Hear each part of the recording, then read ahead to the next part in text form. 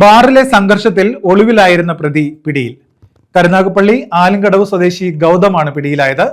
കരുനാഗപ്പള്ളി സ്വദേശിയായ നിധിനെ ബാറിന്റെ പാർക്കിംഗ് ഗ്രൗണ്ടിൽ തടഞ്ഞു നിർത്തുകയും ഒരു ബിയർ വാങ്ങിത്തരാൻ ആവശ്യപ്പെടുകയും ചെയ്തു. തന്റെ കയ്യിൽ പണമില്ലെന്ന് പറഞ്ഞതിന്റെ വിരോധത്താൽ അവിടെ ഉണ്ടായിരുന്ന ബിയർ കുപ്പി കൊണ്ട് പരാതിക്കാരന്റെ തല അടിച്ചു പൊട്ടിക്കുകയായിരുന്നു.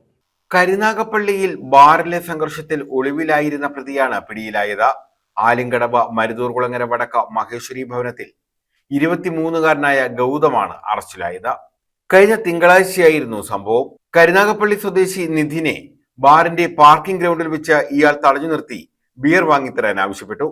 തന്റെ കയ്യിൽ പണമില്ലെന്ന് പറഞ്ഞതിന്റെ വിരോധത്താൽ അവിടെ ഇരുന്ന ബിയർ കുപ്പി കൊണ്ട് നിധിന്റെ തലയടിച്ച് പൊട്ടിക്കുകയായിരുന്നു. നിധിൻ ആലപ്പുഴ മെഡിക്കൽ കോളേജ് ആശുപത്രിയിൽ ചികിത്സയിലാണ്.